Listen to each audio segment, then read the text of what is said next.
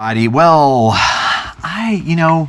it's been a long time since I talked anything dealing with politics or Trump or anything like that. And, I've been trying to stay away from the topic a bit. I have more fun when I talk about nerdy movies, but the whole deal with Justice Kennedy is kind of inspiring me to jump back into this for a little bit because I'm going to say something that I'm not hearing enough people say. For those who don't know, Justice Kennedy is on the Supreme Court. He has announced his retirement. This is a big deal because Justice Kennedy is very often the swing vote in the court. He is as much of a middle of the road type of a person of a jurist as we have on the Supreme Court, and so otherwise the court is fairly evenly split. That's why we get so many 5-4 decisions on really important matters, is because it is very split down the middle, and Justice Kennedy is kind of the swing vote. During the election, a bunch of people were telling me I needed to vote for Trump because of Supreme Court nominees. And I know the Hillary people were telling the Bernie people the same thing. It's like, look, I know your guy didn't win, mainly because, we fudged the numbers and, to keep him from winning. But you need to be on our side because of Supreme Court nominees. And the way our nation has shaken out, and this has not been for all of our nation's history at all. I mean, the Supreme Court started out as by far the weakest segment of government, and the real power actually was in the legislature, which is really just completely flipped around, where they seem to be the weakest at this point.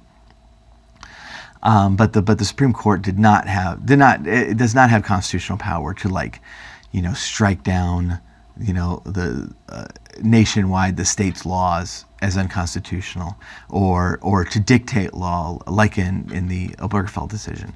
That is not in the Constitution, and that's been a development over time. And so the reality of the situation is we all freak out about the Supreme Court because that's where so much of the power lies. And when our side controls the Supreme Court, we start getting our way on stuff. And so when the Supreme Court goes to one side, the other side freaks out. And now we're seeing it again, where it looks like the Supreme Court is about to take a dramatic turn to the right. We'll have to see about that.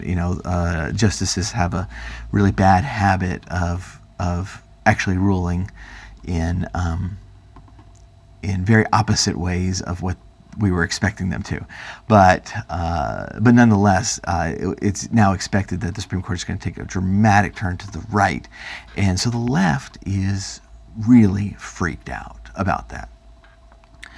And in my position is, and I mean, and this is not a new thing. I mean, the right has been waiting for a chance at the Supreme Court to overturn Roe versus Wade for 45 years now, and the states have not felt like they could really make any headway on abortion because the Supreme Court. We make all these elections, on the state and local, national level, but on really important topics. The Supreme Court has pinned us down in the one certain area or another. My basic strategy, my basic problem with this strategy, and it's been my problem with this strategy for a long time, is that it's not a good solution to the problem of tyranny to get our tyrant involved. It's like that's ultimately long term. That's not a good strategy, and that's been the strategy in the United States now for decades. Is not let's divest the government of power, but it's we want the power to wield against those people. And that's been on both sides. And so that's why, left, right, it doesn't matter who's in charge. The government gets bigger. The regulations get stricter. The government intrusion in life gets more severe. And we're all happy about that when it's our guy up there. And so when Obama, bombs the snot out of the Middle East for 8 years, the liberals, who were all peaceniks under Bush, are really happy about it. And all the war hawks under Bush are complaining about all the bombs dropping. And at the end of the day, people are still being blown up.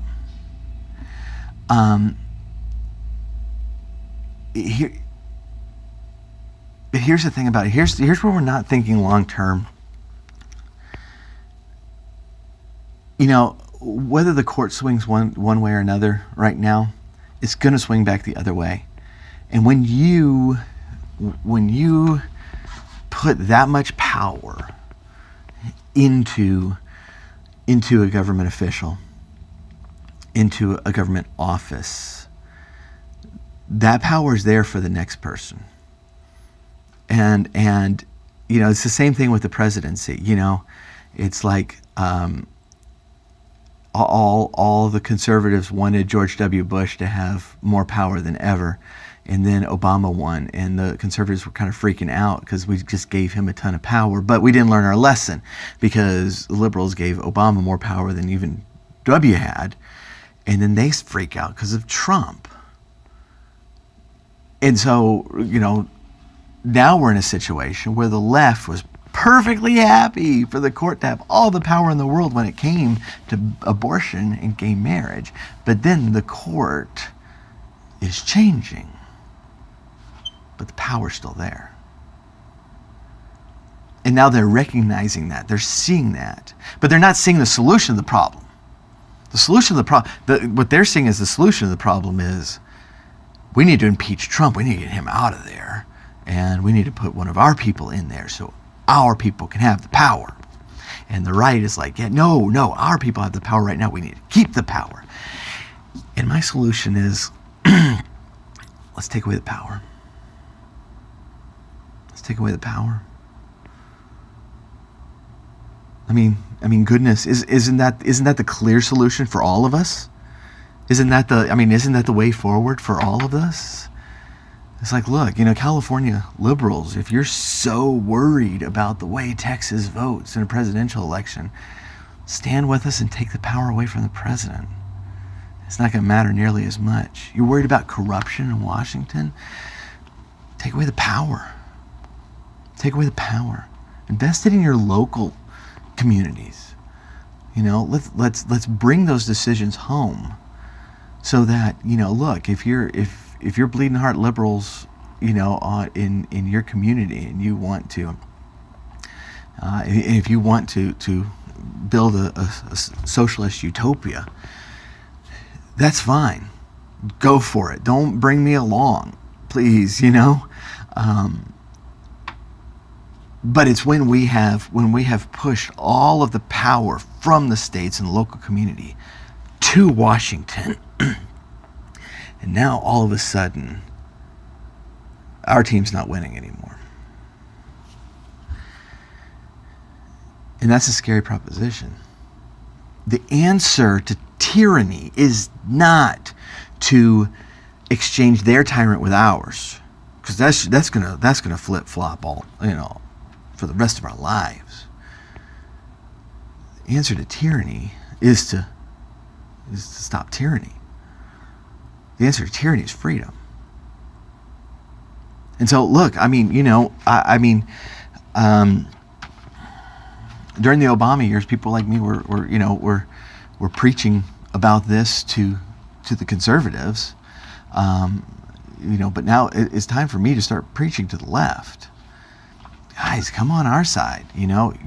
Look, if you don't want to worry about someone like Trump having power, If you don't want to worry about a Trump Supreme Court having power, just take the power away from the presidency. Take the power away from the Supreme Court. It's actually fairly easy to do because it's in the Constitution. It's already the law of the land. It's just to hold them to it. It's to start demanding. It's like, no, let's actually go back to this. This was pretty good. Let's return the power locally. And then we can go to our state legislatures or our city councils and seek out the things we want. And we can decide with our neighbors how this thing is going to go. This is besides the fact that I believe that this sort of freedom is God honoring, this sort of freedom is biblical, and this sort of freedom is better for all of us. Besides all that, it's just the practical nature of it. You people are freaking out because the Supreme Court has all the power that you gave them. People are freaking out that Trump has all the power that you wanted Obama to have. What did you expect was going to happen? I mean, did you think Obama was going to be king? Did you think that the Supreme Court was going to stay leftist forever? Things don't happen that way.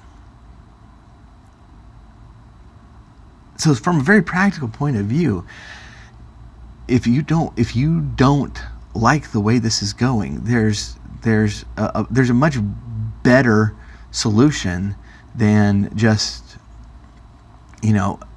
working tirelessly for the rest of your life hoping that another Donald Trump doesn't get into power. And that's simply just to take away the power. So appreciate y'all watching. We'll get back to nerdy movies next time, but thank you, and we'll talk to you later.